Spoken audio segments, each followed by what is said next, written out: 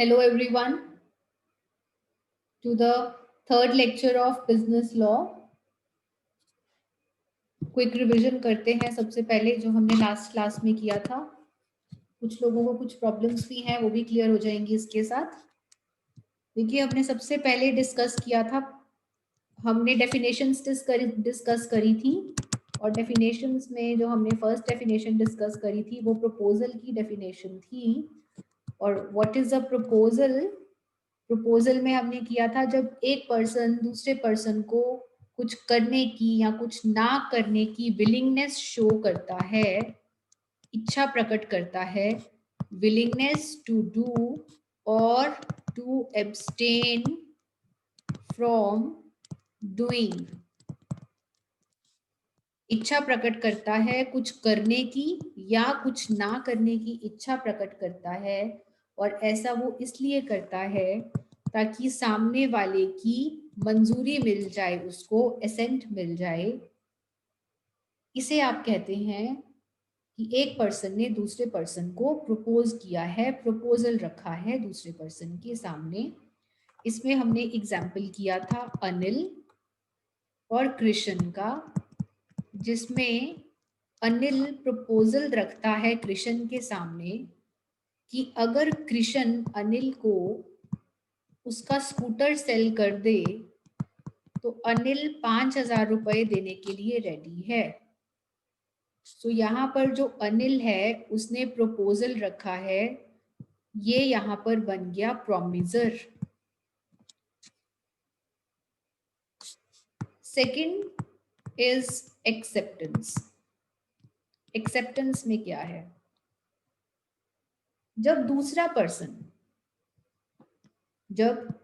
Person जिसके सामने proposal रखा गया है, दूसरा पर्सन पहले पर्सन के प्रपोजल को एक्सेप्ट कर ले, मंजूरी दे दे कि हाँ मुझे तेरा प्रपोजल मंजूर है, तो इसे कहा जाता है acceptance. The person to whom proposal is made. जिस पर्सन को प्रपोजल भेजा गया है, किस पर्सन को प्रपोजल भेजा गया है? कृष्ण को. जब कृष्ण अपना एक्सेप्टेंस दे देगा, अपनी एसेंट दे देगा, एसेंट्स टू द प्रपोजल, जब वो प्रपोजल को मंजूरी दे देगा तो ऐसे में कहा जाएगा that he has accepted the proposal. तो ये बोला जाएगा कि कृष्ण ने प्रपोजल को एक्सेप्टेंस दे दी है. ऐसे में कृष्ण बन जाएगा प्रोमिजी. जो प्रॉमिस करता है, जो प्रपोजल रखता है, उसको प्रोमिसर कहा जाता है, और जो एक्सेप्टेंस देता है उसको प्रोमिजी कहा जाता है. अगर कृष्ण अनिल के प्रपोजल को हाँ कर देता है तो कहा जाएगा कि कृष्ण ने अपनी मंजूरी, अपनी एक्सेप्टेंस दे दी है. This is the meaning of acceptance. तीसरी डिस्कशन हमने करी थी कंसिडरेशन को लेकर, और कंसिडरेशन का मैंने आपको सिंपल मीनिंग बताया था, समथिंग इन रिटर्न, बदले में कुछ. देखिए, जब भी एक एग्रीमेंट होता है, जब भी एक प्रपोजल होता है और दूसरी साइड से उसका एक्सेप्टेंस होता है, तो दोनों पार्टीज के बीच में कुछ लेन देन होता है. उस लेन देन को ही आप कंसिडरेशन कहते हैं. फॉर एग्जाम्पल, अगेन अगर हम किसी अनिल और कृष्ण के एग्जाम्पल की बात करें तो अनिल कृष्ण को क्या दे रहा है? 5,000 रुपए. तो कृष्ण के लिए कंसिडरेशन क्या है? 5,000 रुपीज. ऐसे ही अगर हम बात करें कि अनिल के लिए कंसिडरेशन क्या है, अनिल को बदले में क्या मिल रहा है? अनिल को 5,000 के बदले में क्या मिल रहा है? स्कूटर मिल रहा है. तो अनिल के लिए कंसिडरेशन क्या है? स्कूटर. कृष्ण के लिए कंसिडरेशन क्या है? 5,000 रुपए. तो कुछ बदले में कुछ को कहा जाता है कंसिडरेशन. फिर हम अगर बात करें तो हमारे पास आता है एग्रीमेंट। What is agreement? जब एक पर्सन प्रपोजल करे और दूसरा उसको एक्सेप्ट कर ले तो बन जाता है एग्रीमेंट। क्या बन जाता है? तो बन जाता है एग्रीमेंट। तो एग्रीमेंट क्या है? प्रॉमिस का नाम ही तो एग्रीमेंट है। प्रॉमिस और सेट ऑफ प्रॉमिस का नाम ही तो एग्रीमेंट है। अनिल ने प्रॉमिस किया। अनिल ने क्या प्रॉमिस किया? अनिल ने प्रॉमिस किया मैं 5,000 रुपए दूंगा। कृष्ण ने क्या प्रॉमिस किया? कृष्ण ने भी तो प्रॉमिस किया। कृष्ण ने प्रॉमिस किया कि मैं तुझे अपना स्कूटर सेल कर दूंगा। अनिल ने कृष्ण को प्रॉमिस किया, कृष्ण ने अनिल को प्रॉमिस किया, दोनों ने एक दूसरे का प्रॉमिस एक्सेप्ट कर लिया, तो यहाँ पर एक एग्रीमेंट बनके तैयार हो गया। This is known as agreement. फिर हमने बात करी थी कॉन्ट्रैक्ट की कि व्हाट इज अ कॉन्ट्रैक्ट। जब दो लोगों के बीच में एग्रीमेंट हो गया, प्रॉमिस हो गए, अगर उन प्रोमिसेस को कोर्ट में ले जाकर एनफोर्स किया जा सके तो वो बन जाता है कॉन्ट्रैक्ट। क्या कहने का मतलब है? हर एग्रीमेंट को कानूनी तौर पे आप एनफोर्स नहीं कर सकते।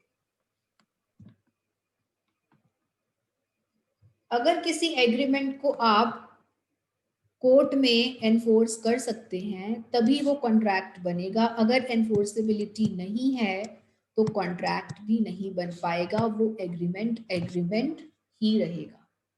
आज हम इस बारे में और ज्यादा चर्चा करेंगे कि कॉन्ट्रैक्ट क्या है। आज का हमारा पूरा का पूरा जो टॉपिक है वो कॉन्ट्रैक्ट के ऊपर ही बेस्ड है। So we have with us chapter 3। आज का जो हमारा टॉपिक है chapter 3, meaning of contract and its elements. Contract क्या है और उसके एलिमेंट्स क्या है। This is very very very important chapter. इसमें से एक क्वेश्चन लॉन्ग पक्का पक्का बनता है बेटा। तो ये बहुत ही इंपॉर्टेंट क्वेश्चन है from examination point of view. आप इसको मिस नहीं कर सकते, इसको आपने बहुत ही ध्यान से समझना है। सबसे पहले हम स्टार्ट करते हैं कॉन्ट्रैक्ट से कि कॉन्ट्रैक्ट होता क्या है। आपने ये गोल्डन फॉर्मूला याद रखना है कि जब आप एग्रीमेंट में एनफोर्सेबिलिटी मिला देते हैं तो कॉन्ट्रैक्ट तैयार होता है। ये मोटा फॉर्मूला है, इसी बारे में हम आगे चर्चा करेंगे। अब आपके पास जो कॉन्ट्रैक्ट की डेफिनेशन है वो गिवन है अंडर सेक्शन 2 सबसेक्शन H। मैंने आपको कल बोला था सेक्शन लिखना है तो सही लिखना है वरना नहीं लिखना है। गलत लिखेंगे तो मार्क्स कटेंगे। लिखना है तो सही लिखें, नहीं याद तो मत लिखें। सेक्शन का नाम, सेक्शन का नाम है 2 सबसेक्शन H। ये 2 है एंड दिस इज सबसेक्शन। ये जो ब्रैकेट में होता है इसको हम सबसेक्शन कहते हैं।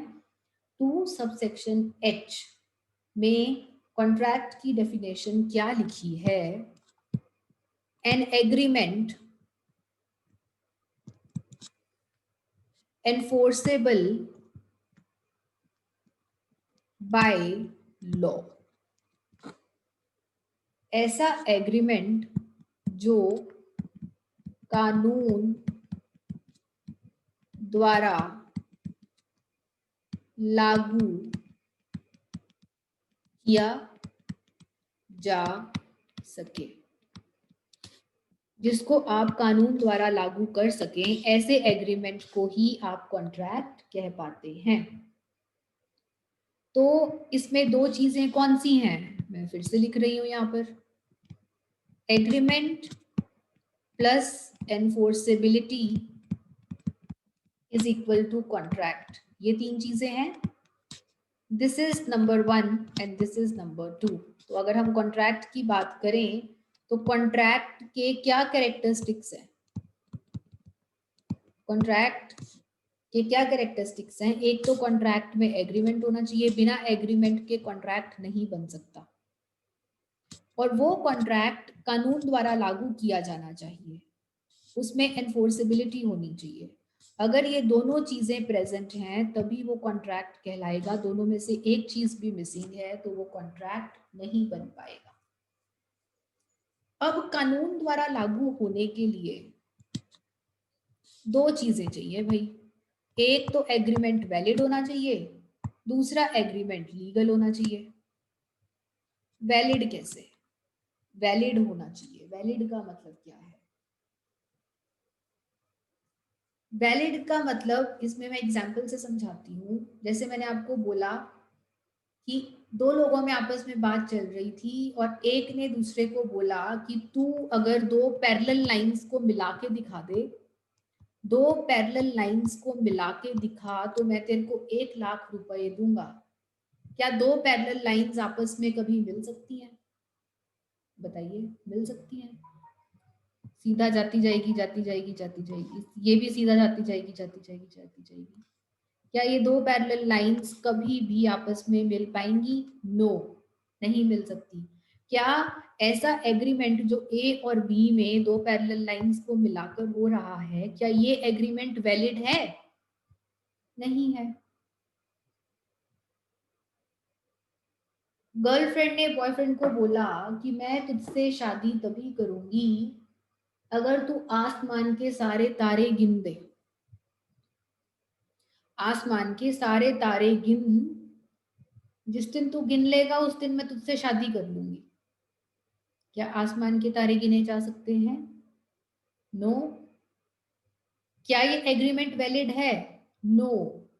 क्योंकि एग्रीमेंट वैलिड नहीं है इसलिए आप इसको कोर्ट में ले जा नहीं सकते, इसीलिए ये एग्रीमेंट कभी कॉन्ट्रैक्ट नहीं बन सकता। ये तो मैंने आपको वैलिडिटी की बात बताई, जिसमें मैंने आपको एक पैरेलल लाइंस का एग्जांपल बताया, एक मैंने स्टार्स का एग्जांपल बताया। ऐसे ही अगर हम लीगल की बात करें कि जो एग्रीमेंट है, दो लोगों के बीच में आपस में एग्रीमेंट हो रहा है, वो लीगल होना चाहिए, कानूनी होना चाहिए बेटा। अब लीगल में मैं आपको एग्जांपल देती हूँ। दो लोगों में बात हुई जिसमें एक दूसरे को कह रहा है कि जो सी है वो मेरा दुश्मन है, तू सी को मार दे, उसका मर्डर कर दे, मैं तुझे 1 करोड़ रुपए दूंगा। क्या ये एग्रीमेंट लीगल है? No, this agreement is not legal. So अगर कोई भी एग्रीमेंट ऐसा है जो ना तो वैलिड है और ना ही लीगल है, तो ऐसे एग्रीमेंट को आप कोर्ट में एनफोर्स नहीं कर सकते। और क्योंकि आप इसको कोर्ट में एनफोर्स नहीं कर सकते तो ऐसा एग्रीमेंट एग्रीमेंट ही रहेगा, ये कॉन्ट्रैक्ट कभी नहीं बन पाएगा। अब अगर हम बात करें एग्रीमेंट की, तो व्हाट इज एग्रीमेंट, इस बारे में हम डिस्कस कर चुके हैं कि दो या दो से अधिक लोगों में आपस में जब एक पार्टी प्रपोजल देती है और दूसरी उसको एक्सेप्ट करती है तो एग्रीमेंट बन के आता है। एग्रीमेंट के लिए दो या दो से अधिक लोग होने जरूरी है। क्या एक अकेला इंसान अपने आप के साथ एग्रीमेंट कर सकता है? नहीं कर सकता। तो एग्रीमेंट के लिए कम से कम दो लोग होने जरूरी हैं। सो जब एग्रीमेंट में एनफोर्सेबिलिटी मिल जाता है तो आपका कॉन्ट्रैक्ट बन जाता है। This is the basic of contract कि कॉन्ट्रैक्ट क्या है। हर वो एग्रीमेंट जिसको एनफोर्स किया जा सके, सिर्फ और सिर्फ वही एग्रीमेंट कॉन्ट्रैक्ट बनता है। अगर एनफोर्स ना किया जा सके तो वो एग्रीमेंट कभी कॉन्ट्रैक्ट नहीं बन पाता। इसीलिए हम ये कह सकते हैं कि ऑल कॉन्ट्रैक्ट्स आर एग्रीमेंट्स। सभी कॉन्ट्रैक्ट्स एग्रीमेंट्स तो होते हैं, but all agreements are not contracts. सभी कॉन्ट्रैक्ट्स एग्रीमेंट्स होते हैं, लेकिन सभी एग्रीमेंट्स कॉन्ट्रैक्ट्स नहीं होते। सिर्फ वही एग्रीमेंट्स कॉन्ट्रैक्ट्स होते हैं जो कि एनफोर्सेबल हो सके। यहां से ही आता है बेटा आपको क्वेश्चन, यही है आपका इंपॉर्टेंट पार्ट। हमेशा क्वेश्चन पता कैसे आता है? इसी लाइन से आता है। ऐसे एग्जामिनर दे देगा आपको कि all contracts are agreements but all agreements are not contracts. क्या आप इससे एग्री करते हैं? एग्जामिनर ऐसे पूछेगा आपसे। क्या आप इस बात से सहमत हैं? अगर हैं तो बताइए कि सहमत क्यों हैं। इस तरह से आपका 15 मार्क्स का क्वेश्चन बनता है। तो बस अगर ये क्वेश्चन पूछा जाए तो आप सबसे पहले कॉन्ट्रैक्ट की डेफिनेशन लिख देंगे। कॉन्ट्रैक्ट की डेफिनेशन अंडर सेक्शन 2H लिख देंगे कि all agreements that are enforceable by law are known as contracts. उसके बाद आप लिखेंगे कि एग्रीमेंट में जब एनफोर्सेबिलिटी ऐड कर देते हैं तो कॉन्ट्रैक्ट बनता है। साथ ही साथ आप बात करेंगे सेक्शन 2E की। सबसे पहले आप सेक्शन 2E की बात करेंगे, जिसमें आप एग्रीमेंट की डेफिनेशन देंगे। और एग्रीमेंट की डेफिनेशन क्या है? मोटा मोटा सा याद कर लीजिए, एवरी प्रॉमिस या सेट ऑफ प्रॉमिस, हर वादा या ऐसे वादे जो एक दूसरे के लिए कंसिडरेशन बनाते हैं इज नोन एज एग्रीमेंट। ये लिखेंगे पहले। उसके बाद आप एग्जाम्पल दे देंगे, अनिल और कृष्ण वाला। एग्रीमेंट का मतलब आ गया समझ में। उसके बाद आप, अगर ये क्वेश्चन पूछा जाए, उसके बाद आप 2H की डेफिनेशन बताएंगे। 2H की डेफिनेशन में आप कॉन्ट्रैक्ट का मीनिंग समझाएंगे। और कॉन्ट्रैक्ट का मीनिंग क्या है? Agreement enforceable by law. ठीक है जी। उसके बाद आप लिखेंगे कि जो कॉन्ट्रैक्ट है उसकी 3 खासियत होती हैं। सबसे पहले तो एग्रीमेंट होना चाहिए, क्योंकि अगर एग्रीमेंट ही नहीं है तो कॉन्ट्रैक्ट कहाँ से बनेगा। उसके बाद लीगल ऑब्लिगेशन होनी चाहिए, कोई कानूनी कर्तव्य होना चाहिए। कानूनी कर्तव्य होना चाहिए। मेरी हिंदी पे मत जाना, बहुत बकवास है। कोई कानूनी कर्तव्य होना चाहिए। उस एग्रीमेंट के अंडर कोई कानूनी कर्तव्य होना चाहिए। जैसे अनिल का कानूनी कर्तव्य क्या बन गया? 5,000 रुपए देना। और कृष्ण का कानूनी कर्तव्य क्या बन गया? 5,000 लेने के बदले में स्कूटर सेल करना। कानूनी कर्तव्य होना चाहिए और ऐसा एग्रीमेंट एनफोर्सेबल होना चाहिए। अगर ये तीनों चीजें हैं तो ही वो कॉन्ट्रैक्ट बन पाएगा। अब अगर हम लीगल ऑब्लिगेशन की बात करें तो हम एक एग्जांपल लेते हैं। देखिए, इसमें आप जितने एग्जांपल्स लिखेंगे उतना अच्छा इम्पैक्ट पड़ेगा। अपनी तरफ से कोई भी एग्जांपल आप बना सकते हैं। ये रहा अरुण, ये रहा तरुण। अरुण ने तरुण को इनवाइट किया कॉफी के लिए, टी के लिए, टी या कॉफी जो भी आपको पसंद है उस चीज के लिए इनवाइट कर लीजिए। अरुण ने तरुण को इनवाइट किया टी के लिए, तरुण ने मंजूर कर लिया। इसने प्रपोज किया, इसने एक्सेप्ट कर लिया। क्या एग्रीमेंट बन गया? यस, एग्रीमेंट बन गया। अब हमने ये देखना है कि कॉन्ट्रैक्ट है कि नहीं। अब एग्रीमेंट तो बन गया, ये चीज तो फुलफिल हो गई। कॉन्ट्रैक्ट में 3 चीजें होनी चाहिए, मैंने बोला। एक चीज तो पूरी हो गई, एग्रीमेंट तो बन गया। अब अगर हम बात करें लीगल ऑब्लिगेशन की, क्या ये एग्रीमेंट एक दूसरे के लिए क्या कोई कानूनी कर्तव्य है? ये एक सोशल एग्रीमेंट है बेटा, सोशल एग्रीमेंट। अगर तरुण अरुण के घर इनविटेशन एक्सेप्ट करने के बाद ना पहुंच पाया, चाय पे ना पहुंच पाया, क्या तरुण अरुण को स्यू कर देगा? क्या तरुण अरुण को कोर्ट में घसीटेगा? नहीं घसीट सकता, क्योंकि ये एक सोशल एग्रीमेंट है। क्योंकि ये एक सोशल एग्रीमेंट है, क्योंकि ये एक सोशल एग्रीमेंट है, लीगल एग्रीमेंट नहीं है, इसीलिए ये एग्रीमेंट एग्रीमेंट ही रहेगा, कॉन्ट्रैक्ट नहीं बन सकता। क्योंकि ये सोशल एग्रीमेंट है, इसलिए तरुण जो अरुण है वो इसको एनफोर्स भी नहीं कर सकता। सो अगर हम इस एग्जाम्पल की बात करें तो इसमें ये कंडीशन तो फुलफिल हो रही है, लेकिन ये लीगल ऑब्लिगेशन वाली कंडीशन फुलफिल नहीं हो रही और एनफोर्सेबिलिटी वाली कंडीशन फुलफिल नहीं हो रही। इसलिए इस एग्जाम्पल में एग्रीमेंट एग्रीमेंट ही रहेगा, कॉन्ट्रैक्ट कभी नहीं बन पाएगा।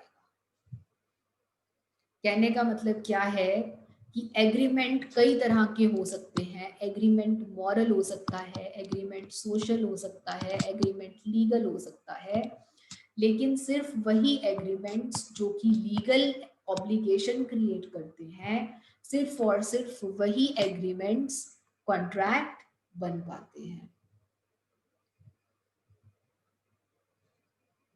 ये समझ में आ गया हो तो फिर हम आगे बढ़ेंगे essentials of a valid contract, लेकिन वो हम करेंगे नेक्स्ट क्लास में।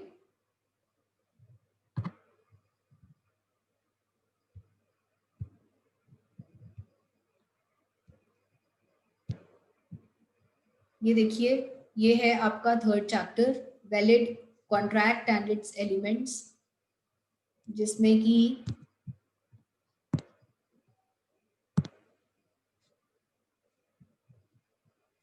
2H की डेफिनेशन है। ये देखिए, 2H ऑफ इंडियन कॉन्ट्रैक्ट एक्ट के accordingly what is a contract and agreement enforceable by law.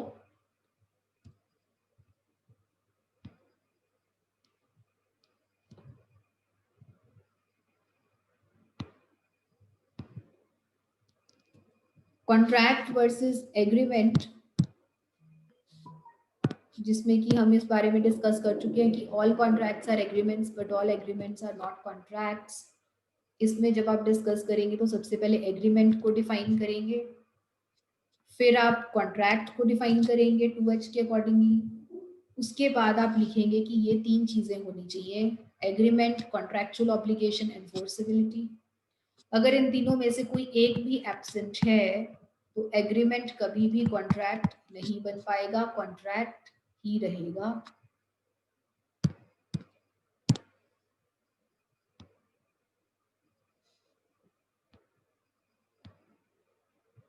उसके बाद अब जब हम नेक्स्ट क्लास में डिस्कस करेंगे तो हम डिस्कस करेंगे essentials of a valid contract. So जब आपसे ये क्वेश्चन पूछा जाएगा कि all agreements are contracts, all contracts are agreements but all agreements are not contracts, तो आप सबसे पहले क्या लिखेंगे? Yes I agree that the statement is true. उसके बाद आप 2E में एग्रीमेंट को डिफाइन करेंगे और एग्जाम्पल देंगे। फिर आप 2H में कॉन्ट्रैक्ट को डिफाइन करेंगे और एग्जाम्पल देंगे। उसके बाद आप ये डिस्कस करेंगे, उसके बाद आप एसेंशियल्स डिस्कस करेंगे ऑफ अ वैलिड कॉन्ट्रैक्ट। जब आप ये तीन चीजें कर देंगे तो आपका ये आंसर कंप्लीट हो जाएगा। उसके बाद आप कंक्लूजन लिखेंगे, निष्कर्ष। उसके बाद आप निष्कर्ष लिखेंगे। मेरी हिंदी पे बच जाइए भाई, ठीक है जी। So essentials of a valid contract क्या है? ये हम नेक्स्ट क्लास में डिस्कस करेंगे। अभी अगर किसी को किसी तरह की कोई प्रॉब्लम है तो पूछ सकता है, फिर हम अटेंडेंस स्टार्ट करेंगे।